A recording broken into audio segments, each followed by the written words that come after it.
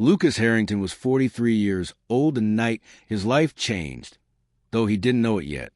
He was walking fast through Manhattan. Snow falling heavy and wet, his leather shoes already soaked through. The sidewalk was mostly empty.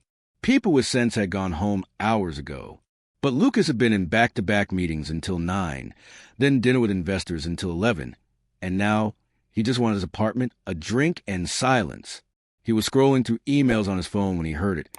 A small voice, shaky and scared. "Mister? Please, mister?"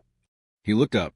A little girl stood under a broken streetlight, maybe 6 years old, wearing a pink coat too thin for December and sneakers with no socks. Her dark hair was damp with snow. Her face was streaked with tears. Lucas stopped. His first instinct was to keep walking. New York was full of strange situations, and getting involved usually meant complications. But something about the way she looked at him, desperate, like he was her last hope, made him stay. "Are you lost?" he asked, keeping his voice calm. She shook her head. "My mom won't wake up." Lucas felt his chest tighten. "What do you mean she won't wake up?" "She's on the couch," the girl said, her voice breaking. "I tried to shake her, but she won't open her eyes. Please, I don't know what to do." Lucas crouched down to her level. "What's your name?" "Lily." "Okay, Lily. I'm Lucas. Can you show me where you live?" She nodded and grabbed his hand. Her fingers were ice cold. She led him half a block down to a narrow building with peeling paint and a broken front door that didn't lock. They climbed 3 flights of stairs, the hallway dim and smelling like mildew. Lily pushed open a door to a tiny apartment. 1 room, really, with a kitchenette in the corner and a couch that doubled as a bed. On that couch lay a woman, maybe 30, curled on her side under a thin blanket. Her face was flushed, her breathing shallow and fast. Lucas touched her forehead. She was burning up. "How long has she been like this?" he asked. "I don't know," Lily whispered. "She came home from work and said she was tired. That was before dinner. I made her soup, but she didn't eat it." Lucas pulled out his phone and dialed 911 while he waited for the dispatcher. He looked around. The apartment was clean, but bare. There was a small Christmas tree, made of paper taped to the wall. A few toys in a cardboard box. A photo of Lily and her mother on the windowsill, both smiling. The paramedics arrived fast. They checked the woman's vitals, said something about pneumonia and dehydration, and loaded her onto a stretcher. Lucas told them he'd follow with Lily. One of the EMTs gave him a look that said, "Are you family?" but didn't ask. At the hospital, they put the woman, Elena Carter, according to her ID, in a room and hooked her up to an 4. A doctor said she'd be okay, but it had been close. Another day, and it might have been too late. Lily sat in a plastic chair, swinging her legs, silent. Lucas sat beside her. He didn't know what to say. He wasn't good with kids. He didn't have any. Didn't have time for them. His life was work, deals, profit margins. But Lily looked at him with those big, scared eyes and said, "Thank you for helping my mom." Lucas nodded. "Of course. Are you a doctor?" "No. I work with buildings." "Like building them?" "Sort of. I buy them and sell them." She thought about that. "Do you have kids?" "No." "Why not?" Lucas almost smiled. "I don't know. I guess I've been too busy." "That's sad," Lily said, and somehow it didn't sound like a judgment, just an observation. A social worker showed up around 2 in the morning. Her name was Angela, and she had kind eyes but a tired face. She asked Lily questions.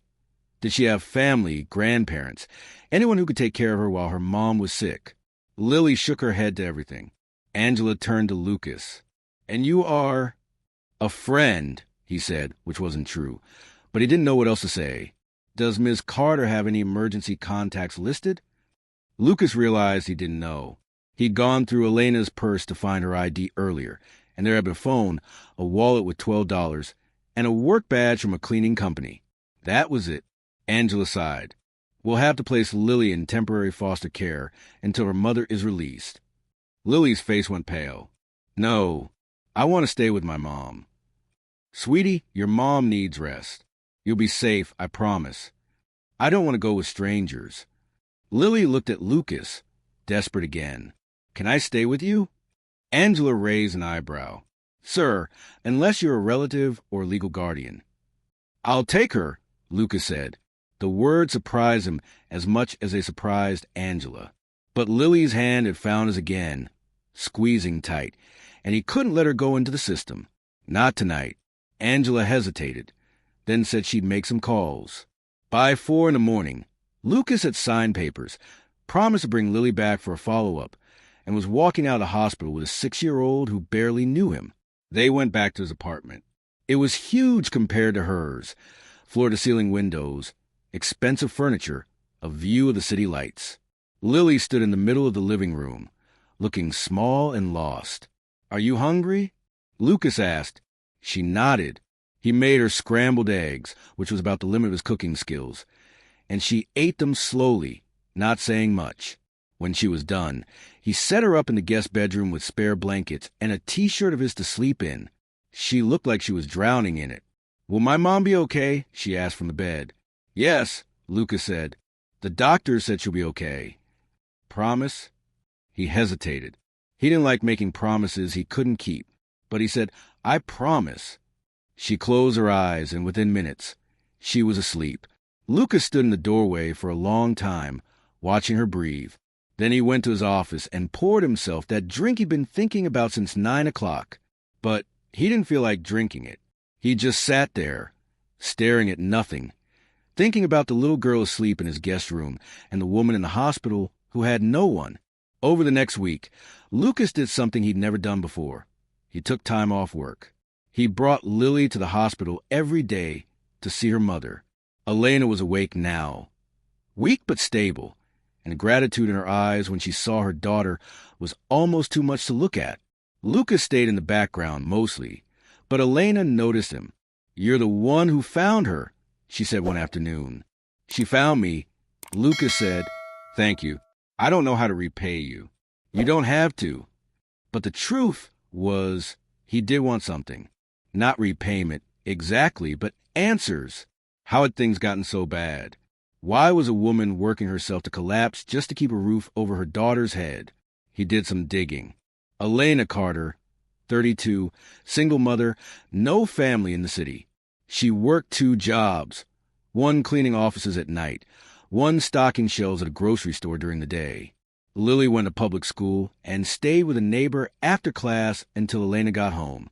They lived paycheck to paycheck. One missed shift, one unexpected bill, and everything fell apart. And then Lucas found something that made his stomach drop.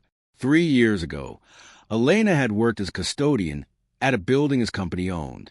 She'd been laid off during a round of cost-cutting. Cost-cutting Lucas himself had approved to increase profit margins before sale. He'd signed off on it without thinking twice. 30 jobs eliminated. 30 people he'd never met, never thought about. One of them had been Elena. Lucas sat in his office, staring at the old personnel file, and felt something he wasn't used to feeling, shame. When Elena was released from the hospital, Lucas didn't tell her what he'd found. He just offered her, and Lily a place to stay while she recovered. Elena refused at first, said she couldn't accept charity. But Lucas insisted. He also offered her a job, administrative work at his company, decent pay, normal hours.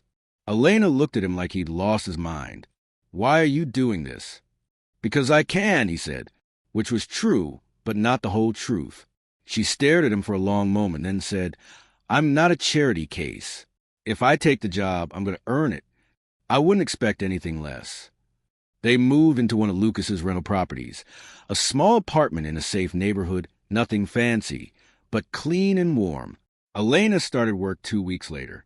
She was sharp, organized, and didn't take any nonsense from the other employees. Lucas found himself respecting her more than most of the executives he worked with. Lily adjusted fast. She made friends at her new school. She drew pictures of Lucas and taped them to his office door. She asked him 1,000 questions about everything and laughed at his terrible jokes. Somewhere along the way, Lucas stopped thinking about profit margins and started thinking about bedtime stories and parent-teacher conferences and what it felt like to be needed by someone who wasn't trying to get something from him. 3 months after that snowy night, Lucas sat in a crowded elementary school auditorium watching Lily perform in a play about winter animals. She was a rabbit, and she forgot half her lines, but she smiled the whole time. Elena sat beside him, clapping louder than anyone. After the show, they walked home through the city. Snow was falling again, soft and quiet. Lily held both their hands, swinging between them. "Thank you," Elena said quietly, "for everything." Lucas looked at her. "I should be thanking you." For what? He didn't know how to explain it. That she and Lily had given him something he didn't know he was missing. That he'd spent years building an empire, and none of it had ever felt like this. Like home. "For letting me be part of this," he said. Elena smiled. "You saved us, Lucas." He shook his head. "No, she did." He looked down at Lily, who was humming to herself, oblivious. "She saved me." And as the snow fell around them, Lucas realized something he'd never believed before, that sometimes the most important things in life find you when you're not looking. That redemption doesn't come from boardrooms or bank accounts. It comes from a brave little girl standing in the cold, asking for help. And it comes from saying yes.